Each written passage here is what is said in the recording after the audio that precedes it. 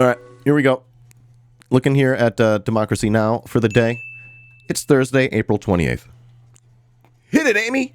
Da-da-da-da. Democracy Now!, democracynow.org, The War and Peace Report. I'm Amy Goodman. UN Secretary General Antonio Guterres has arrived in Ukraine for talks with President Volodymyr Zelensky. The trip follows Guterres' visit to the Kremlin, where on Tuesday, Russian President Vladimir Putin promised in principle that Russia will allow civilians to evacuate from conflict zones. Ukrainian officials dispute that, saying convoys attempting to flee through humanitarian corridors continue to come under fire.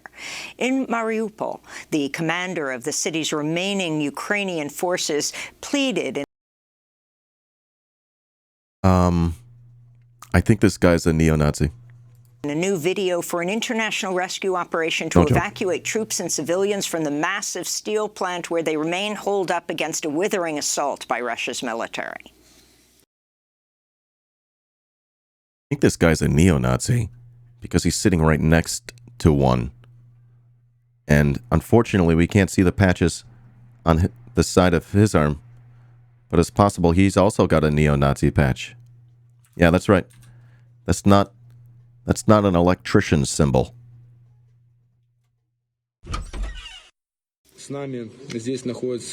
Here with us, there are hundreds of civilians, including tens of children. There are many people with reduced mobility, many elderly. The situation is very difficult. There are shortages of water, food, as well as... So he's part of the 36th Marine Brigade?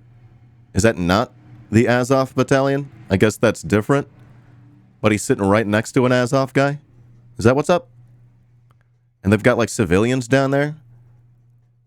I think best case scenario, they're being held, they're being used as human shields, and worst case scenario, they're actually being held hostage. I don't know what the fuck's going on. Ammunition, weapons, and military equipment. In southern Ukraine, Russian soldiers opened fire with tear gas. And Amy just lets them say it, right? Amy just lets them talk. Presents their viewpoint uncritically. Stun grenades on a crowd of peaceful protesters who gathered to demand an end to Russia's military occupation of their city. Elsewhere in Kherson, one person was killed Wednesday as rockets fell on a residential neighborhood. The White House says President Biden will head to Alabama next week to visit. So allegedly they're not Azov, but they joined Azov. And that makes sense now. That makes sense to me. So that guy wasn't a Nazi, but he was, like I guessed, sitting next to one. So best case scenario, he's not a Nazi. He's just okay to fight with them. And that's who Amy Goodman just put up on her show. Just think about that, Chet. Yeah, at best, Nazi adjacent. It's a Lockheed Martin factory that produced... At best, he doesn't think Nazis are an existential threat or an immediate threat. Javelin anti-tank missiles. If I were surrounded by Nazis, I would think that were an immediate threat for me. That's just me. I'm not like most people, though. One of dozens of weapon systems which the U.S. has been supplying to Ukraine. The announcement came as Russian President Vladimir Putin warned Western nations about intervening in the war.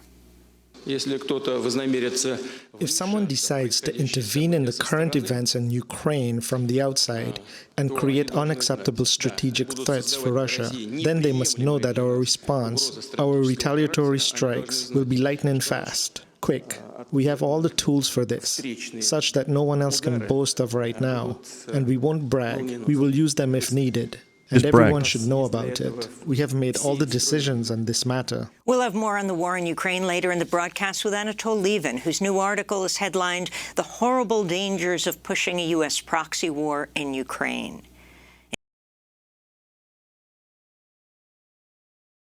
Are you telling that to the writers of your script, Amy? Like, who are you telling that to? Do you know that's what you do all the time?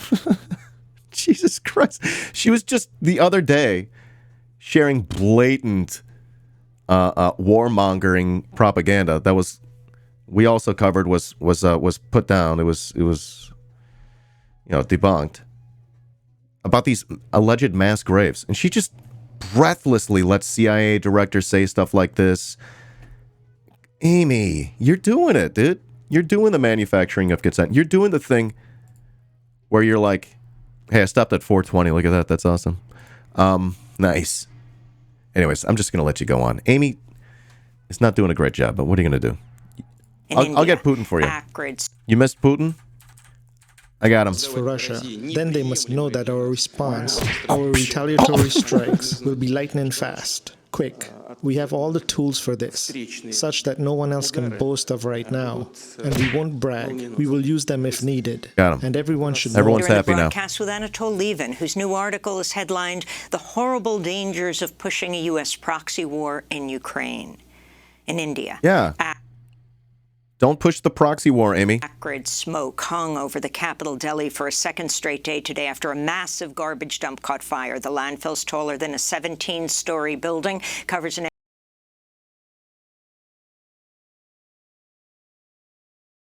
What? area larger than 50 football fields. Waste pickers who live in nearby homes complained of toxic smoke and fumes. I am not able to breathe and my eyes are burning. We are helpless, but what can we do? We cannot leave our homes and go anywhere else. Officials say a buildup of highly flammable methane gas at the dump spontaneously combusted after temperatures topped 44 degrees Celsius, or more than 110 degrees Fahrenheit. It's part of a blistering spring heat wave across large swaths of India and Pakistan that's seen daytime high temperatures break all records. About 1/5 of all reptile species, including crocodiles and turtles, are at risk of extinction. That's the conclusion of a major new study published in the journal Nature. Multiple factors are threatening reptiles, including deforestation, urban encroachment, hunting, and the climate catastrophe. That all sounds terrible, but is it going to hurt my bottom line? The zoologist Bruce Young of Nature I Serve can't even co-led the do a study. straight face. Reptiles represent a unique evolutionary heritage on the tree of life. And if all of those 20% of reptiles that are threatened today go extinct, we will lose accumulation of 15 billion years of evolution that's led to these fascinating creatures that we see around us today. Authorities in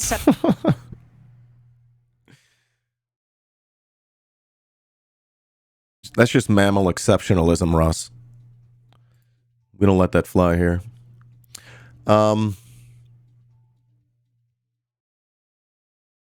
right, well, this doesn't sound good. I don't like this. But of course, oil companies are looking at this and they're like, wait. A mass extinction event? They're like, is this going to turn into oil eventually? They're like, just give it time. We reached peak oil, but if we have some more extinction events, maybe we can create some more. There's a weird twisted logic going on here. Yeah, at what point are we going to realize that this is not sustainable? That we need to stop destroying the fucking earth? It's killing all the animals. It's killing us. Folks, you better get a boat, because we're going to be swimming soon. Southern California have declared an unprecedented water shortage and emergency due to a record-breaking climate-fueled drought. It's dry and it's wet at the same time, right? What can you do? It's just fucked up, and it's on fire. You know what I mean? It's simultaneously dry, flooded, and on fire. It's not Waterworld. It's like Waterworld and like Mad Max plus, I don't know, like Armageddon. Like, I don't know. Was there a movie with just everything's on fire? We're sort of in that Venn diagram, you know, those three things. I just don't know. I don't know what the third thing is. Fire. This is the end. Maybe this is the end. Why don't we just throw in snakes on a plane just to have some fun? This past January, February, and March Why were did the it have to be driest snakes? months in California's history. A spokesperson for the Metropolitan Water... You know what? It's really going to be more like Avengers Infinity game. What is this? Like, it's really more going to be like that. We're just snapping away half humanity, right? Oh no. It's not going to be so quick though. We would be lucky for it to be quick. Throwing a Sharknado.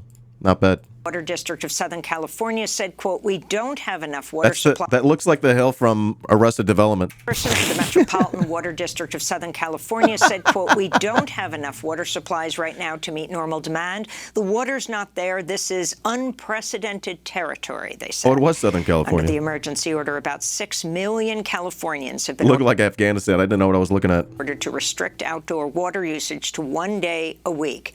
This is Adele Haji Khalil of the Metropolitan Water District of Southern California. We are looking ahead and asking us to all work together, asking everyone to be ready to stretch the water we have so we all have enough water. And 1 day of watering a week is a good compromise, but if we don't see the change, we will do the next action. A recent study in the journal lawns. Nature Climate Change found the western United States and northern Mexico All right, folks, you don't need a lawn. There, I said it. are currently experiencing their worst drought in 1,200 years. Moderna has requested emergency use authorization for its coronavirus vaccine In before the genius that goes, hey, why don't we take the water from the rising oceans and stick them there? for children under the age of 6. There are currently no vaccines approved for children under the age of 5. Salty, that's why. Pfizer's vaccine has been approved for children 5 and over. Meanwhile, the White House has announced a new effort to increase I'm like actually thinking about it now. I'm like, why don't they? usage of Paxlovid, Pfizer's COVID-19 antiviral pill, which can cut the risk of hospitalization and death by nearly 90% in patients who take the drug early in the course of an illness. Many pharmacies report having an excessive amount of the drug. Vice President Kamala Harris began taking Paxlovid after she tested positive for COVID-19 earlier this week. U.S. government has cleared Guantanamo's youngest prisoner for release. Hassan bin Attash has been jailed by the U.S. for the last 20 years.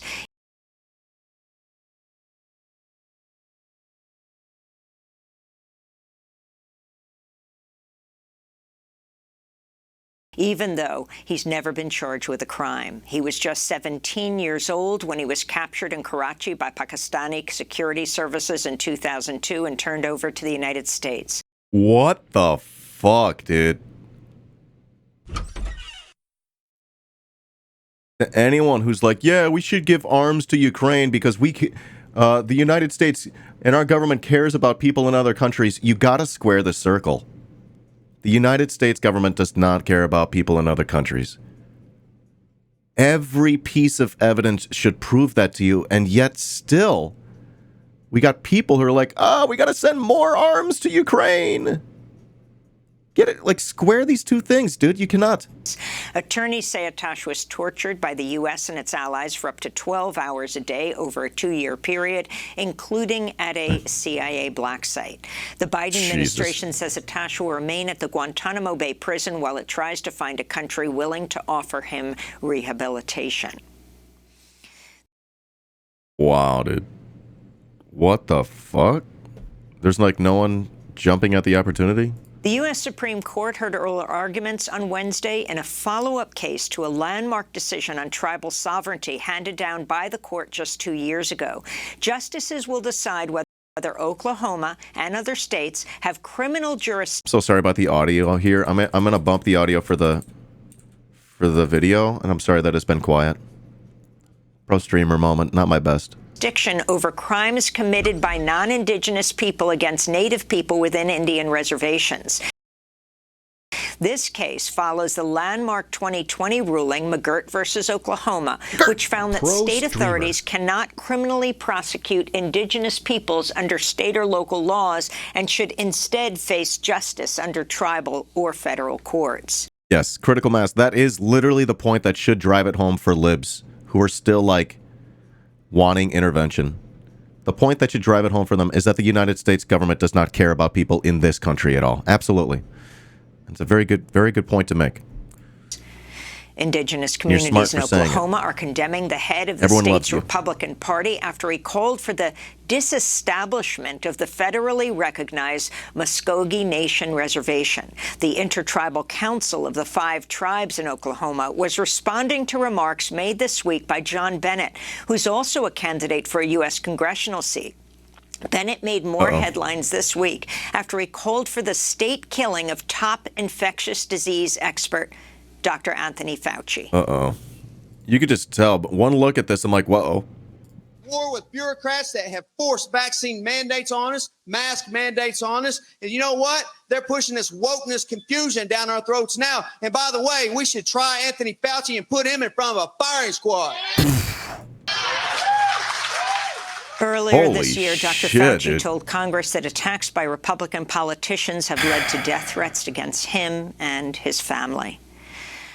I say something like that, and I get a visit from FBI or some shit. They're knocking on my door. Florida Governor Ron DeSantis has signed Wow, a bill man. establishing a first-of-its-kind elections police force. This doesn't sound good. The Republican-authored bill creates the Office of Election Crimes and Security, staffed by about 25 new law enforcement positions. Democrats 25, dude. There's probably fewer instances of election fraud in your state each year, and they're probably all done by people voting Republican. That's usually how this works out. By the way, all cops are bastards. Fuck the police. and voting rights advocates sounded alarm What a over the waste. plan, which could see people Republicans do this thing where they use their time and energy and resources to solve problems that don't exist, and thereby creating more problems and exacerbating existing ones. fined or jailed It's just the dumbest ideology. for things that were commonly accepted until a recent voter suppression bill became law, such as gathering ballots at churches or community centers before dropping them off at an official election drop box. Democratic State Representative Yvonne Hayes Hinson said the new law solves a problem that does not exist. What the fuck? I did not pre-watch this. I pre-watched yesterday's, but not today's. This one's... Whoa. She added, quote, its implementation will put up additional barriers to voting and targets communities of color. This bullying tactic will intimidate and immobilize workers, families, and everyday people, she said. And a 2-year study in Minnesota has concluded the Minneapolis Police Department engages in discriminatory race-based policing. Oh, really? I need an oh, really. All right, we're going to meme after this. I'm going to make an oh, really that pops up. The little oh, really owl. Minnesota's Department of Human Rights launched the probe after the police killing of George Floyd. The report documented, quote, racial disparities in how Minneapolis officers use force, stop, search, arrest, and cite people of color. The report also determined that the Minneapolis Police Department covertly uses social media to surveil Black individuals and Black organizations unrelated to criminal activity. And they're really bad. And Minneapolis PD, and me and my partner are talking about moving there, and I'm like, I don't know, dude. those are some of the headlines. This is Democracy Now!, democracynow.org, the War and Peace Report. Guess who they don't surveil? Each other. When we come back, Harvard University's pledged to spend $100 million to create a fund to redress the school's deep ties to slavery. It's pretty bad over there. Speak with Craig Harvard. Stephen Wilder, author of Ebony and Ivy, Race, Slavery, All right. and the Troubled History I'm not of gonna watch that. America's Universities. Stay with us. No, I'm not. Okay. That was Blamey Badman and the Doomcracy Now crew. They're not all bad. Okay, to be fair, they do some good stuff, okay? You take the good with the bad. In fact, it's one of the few things to give this credit, as much credit as I think it's due, or some credit or whatever. I watch this each day. Sometimes I do think they're misinforming their audience. And otherwise, sometimes the best parts of the Democracy Now! Show are when she has a guest on, is when she's literally not talking or not reading a script. So those are some of the best parts of the show. I don't know if I'm going to be pulling up anything else for that today. So, yeah, Democracy Now!, decent reporting. Not all of it is bad. Some is. I mean, I'm sure I got bad takes too. All right. So, yeah. Minneapolis police My understanding is that most of them don't live in Minneapolis. Think about that. They're sort of like not held accountable for the neighborhoods that they police. Only 8% of Minneapolis police officers live in the city. There's a residency requirement push gaining traction. I was a full-time music teacher at a public high school here in the city of Chicago when we had to live in the city. And I believe Chicago cops do as well, but they end up living in little racist-ass neighborhoods, if you know what I mean. Police neighborhoods. We got a couple of them here in Chicago. What, Dan, you want prison guards to live in the prison cells? That's in before that big brain take, right? Yeah, Chicago, they live in Norwich. That's a neighborhood though, right? You think it's pretty awesome to live in. I've got friends that live there and we visit often. Last time we went, they stole our plates off the back of her car. You didn't believe this? Otherwise, it's been nice. Otherwise, we like Minneapolis. It's not Chicago, but we like it there. Yeah, they're not... But otherwise, cops are shit everywhere. I think they're especially bad in Minneapolis, though. But they're pretty bad here in Chicago, too. Fuck the police. All right. If you made it to the end of my YouTube clip that we just made here live on Twitch, twitch.tv/iDanSimpson, we do this almost each day. If you caught the clip, make sure you hit that like button down below. Like the clip. Subscribe. Hit the bell. Join us on Twitch. You could subscribe and support on Patreon for $3 a month. That's super helpful. Helps me make the content and put it out there for the peoples. Love your face. All right, big thanks to my patrons. Blake, Jasmine, Boondocks Dragon, Ira, Vivian, Nasai.